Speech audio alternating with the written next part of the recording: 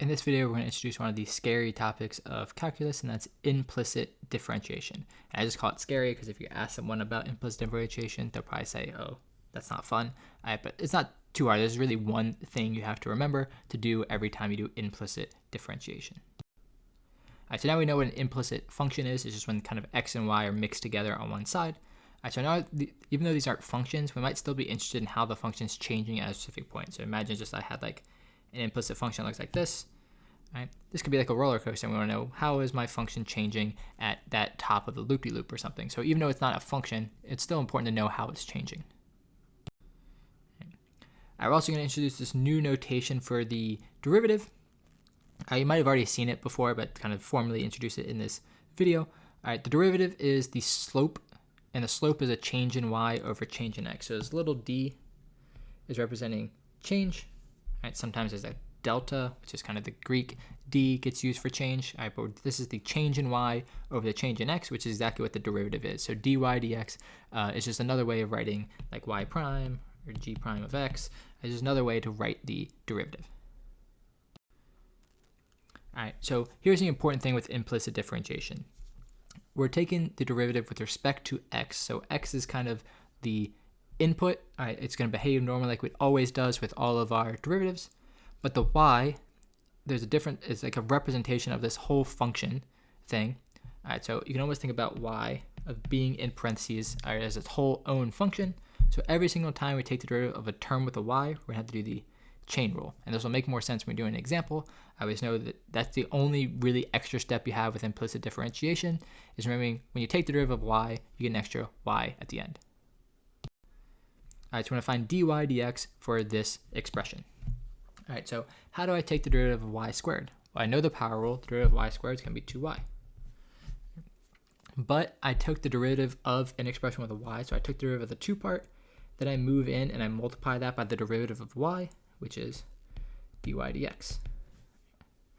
Plus derivative of 1 is 0, plus derivative of x is 2x. Again, x is my input. I'm taking derivative with respect to x, so nothing's going to change with the derivative of x squared, just the y part. And now I want to solve this for dy dx. Let me just rewrite the equation without that 0.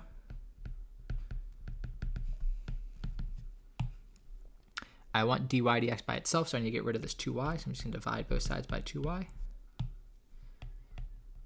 And my derivative, my dy dx, my change in y over change in x is 2x over 2y. All right, so this is one of the reasons we use the dy dx in this situation, because it's not really a derivative function anymore. So like g prime of x doesn't make sense, but it is still talking about the change in y over the change in x. All right, and we can even simplify it a bit more. It's just x over y.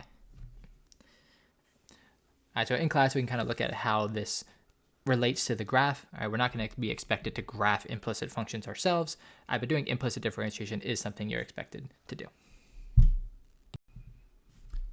Another example, it's going to do a bunch of examples just so we're careful with that kind of mini chain rule thing. So derivative of y cubed is going to be 3y squared. And I move in, the derivative of y is dy dx. All right, just one note, you could also write like y prime there if you want to do that. But sometimes I find it hard to keep track of the y's and the y primes when they're all together. So all right, derivative of y is 1 times dy dx. And on the right-hand side, there's x's. It's nothing different than what we've ever done before. Derivative of x squared is 2x. Derivative of x is 1. We're trying to solve this for dy dx. Both these dy dx's are on the same side, so I can kind of factor it out. So I pull the dy dx to the front. It's a very common thing. Very common thing you have to do when you're solving these implicit equations. I factor out the dy dx. That's going to leave behind a 3y squared and a minus 1. And all I need to do now to get dy dx by itself is divide by the other stuff. And dy dx is 2x plus 1 over 3y squared minus 1. All right, so kind of not super nice answers. It's kind of ugly fraction. All right, but we've got dy dx by itself, and we know how y and x are changing together for this implicit expression. All right, so this one looks super easy, but this one is kind of one of the ones that the most mistakes are made because it looks super easy. It's just xy equals 2. But we're taking the derivative of these two different things, an x and a y, that are being multiplied together. So we have to remember to use the product rule. All right, so this is why this problem looks simple, but it's a little bit harder in terms of the strategy you have to do. We're using the product rule. All right, x is its own thing and y is its own thing. So we're gonna do the product rule. Keep x multiplied by the derivative of y is gonna be 1 dy dx. All right, add, keep the other thing, multiply the derivative of x is 1. All right. And the other mistake people make is they did that left-hand side. That was actually kind of difficult. The right-hand side, they write 2, but remember we're taking derivative, so the derivative of 2 is 0. If I rewrite this without the 1s, this is x dy dx, oops, plus y equals 0. I want to solve this for dy dx, so it's no different than anything else you solve for. I want to kind of get this by itself, so I'm going to subtract y from both sides first. Divide by x. Now I have dy dx is negative y over x. All right, so another thing, in terms of one, just remembering it, every time you take the derivative of y, you get this dy dx after it. And the second thing is remembering your, even if it doesn't quite look like multiplication because it's just x and y next to each other, you're multiplying these two different things together. So you have to do the product rule.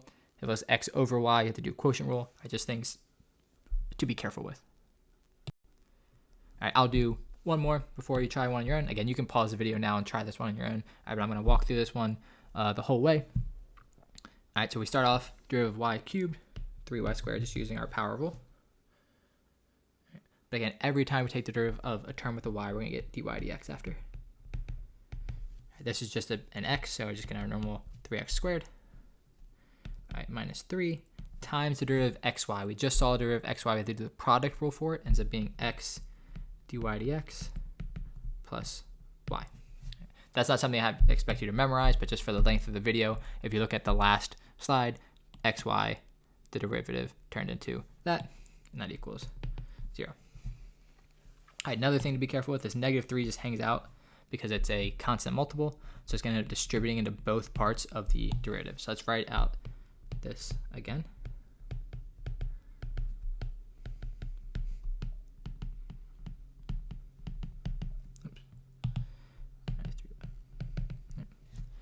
So now we want to solve for dy dx. We want dy dx by itself. So these two terms I want to stay on this side of the equal sign, and I want to move the other ones to the other side.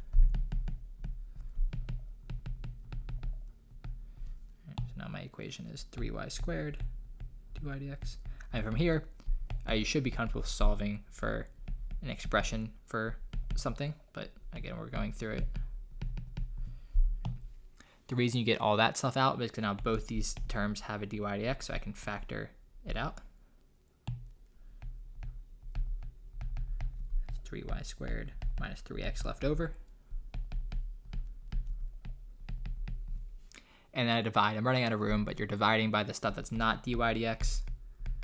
So the right-hand side is going to be on the top of the fraction. I divided this to the bottom of the fraction.